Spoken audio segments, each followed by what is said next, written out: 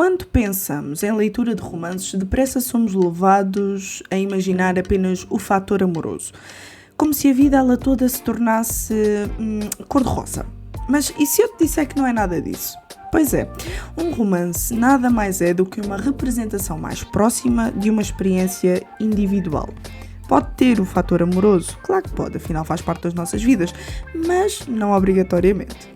Bom, mas chega de rodeios, até porque para falar mais sobre o assunto eu tenho comigo a Noemi Nicoletti. Ela que é escritora, formada em jornalismo e também em teologia. E eu sou a Ana Margarida e começa agora mais um Entre Linhas.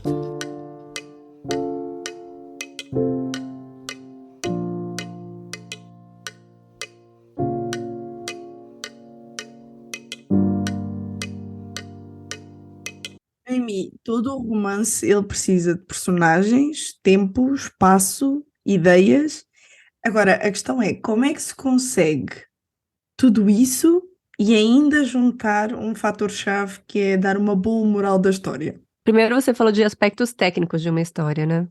Uhum, Isso é uma coisa que se aprende, é uma coisa que você vai acrescentando e estruturando para que surja uma história coesa. Agora, a questão da boa moral ou da mensagem, eu acredito que a partir do momento que você tem uma visão de mundo, uma perspectiva nesse estilo, né, cristã ou o que seja, isso vai ser incluído automaticamente. É uhum, impossível você acabar exaltando coisas ruins quando uhum. você está colocando sua perspectiva de vida ali naquele lugar, né? Como é que você vai. Então, eu estava tentando pensar aqui em exemplos concretos nesse momento. Às vezes eu vou cair num exagero, mas para falar, vamos dizer que eu acredito que a lei da gravidade é válida, que ela Sim. funciona. E aí eu coloco assim um aspecto da história em que eu ignoro a lei da gravidade. Isso seria completamente incoerente com a minha visão de mundo de que a lei da gravidade funciona.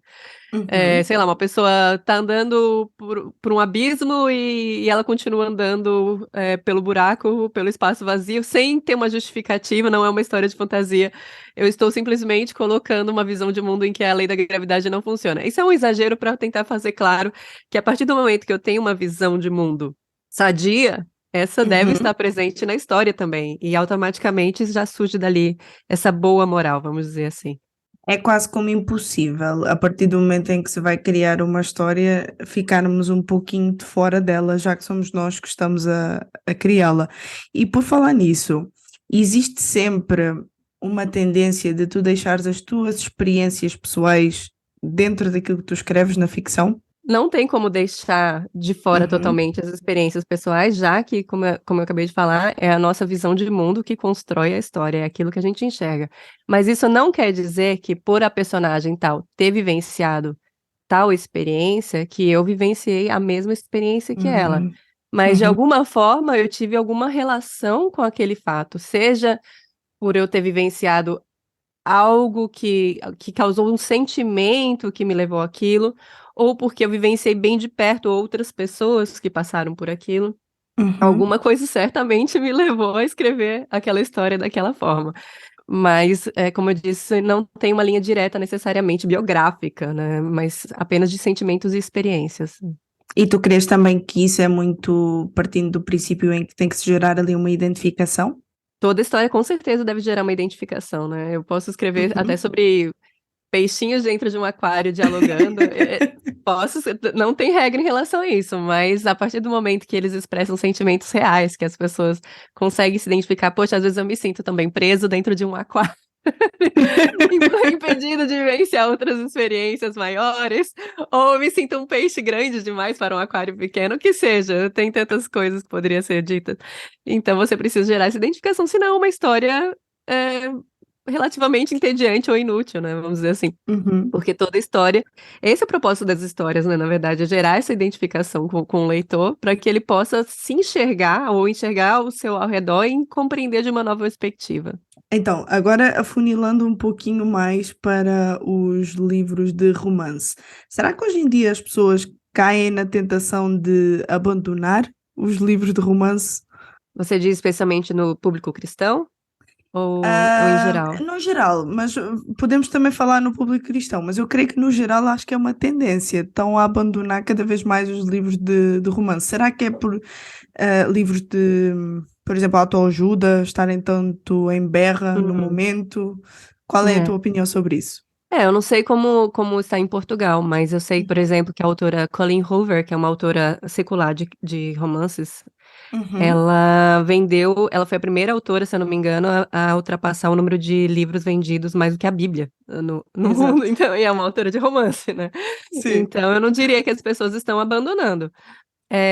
De fato, existe uma busca muito grande por autoajuda, e eu diria assim, de livros de, vamos dizer, de vida cristã, no meio cristão, seria a versão cristã dos livros de autoajuda.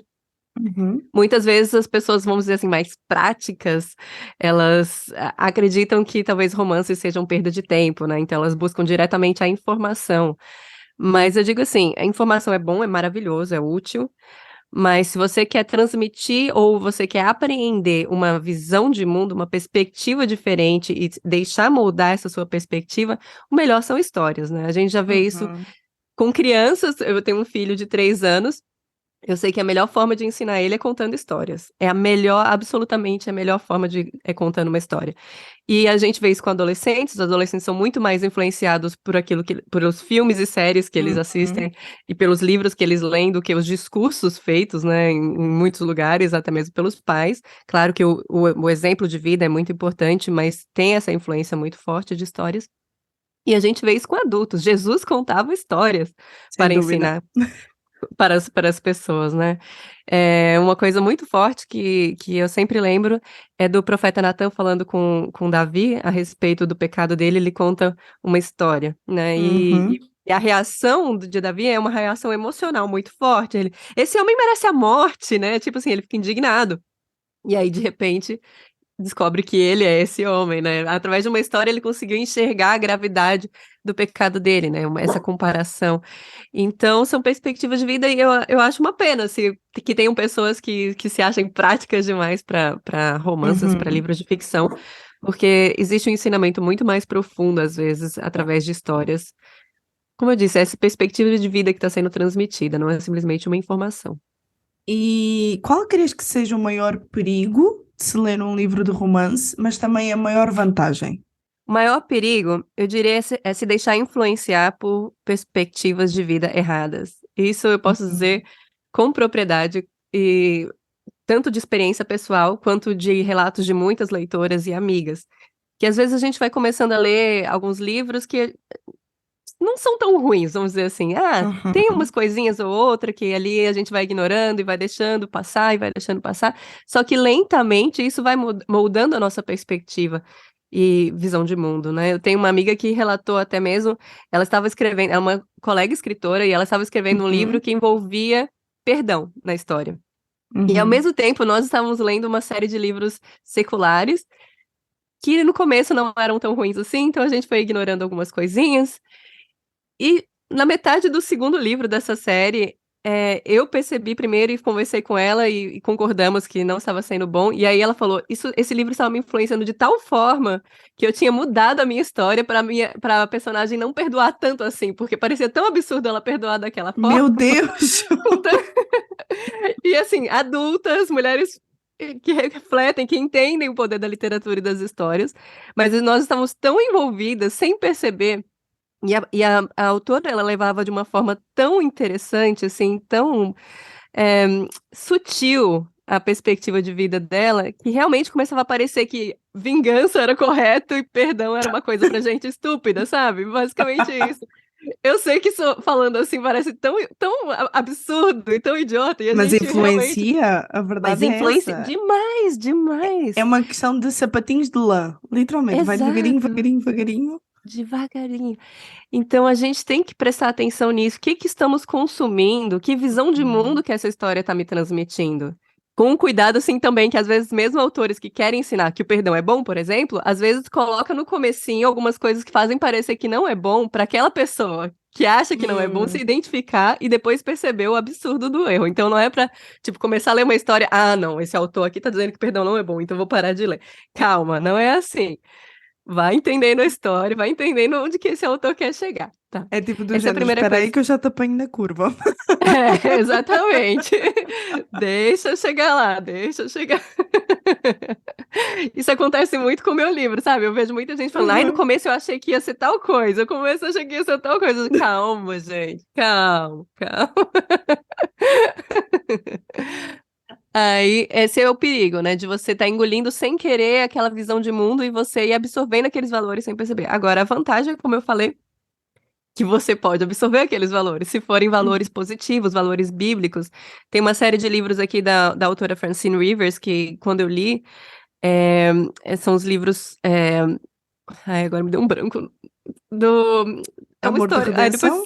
Não, não Amor de Redenção, a outra série de livros dela. Amor de Redenção também é incrível, Ah, mas. pois eu só tenho esse. Sim, é que lançou não Eu faz vou à tanto minha tempo no biblioteca. Brasil o outro.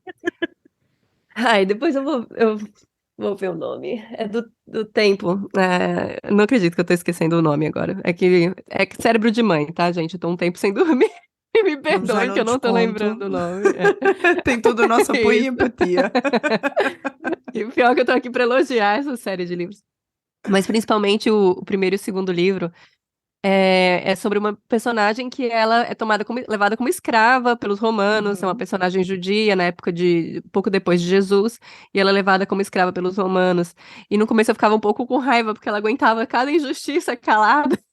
Eu falava, não, não é possível, essa personagem não tem cabimento.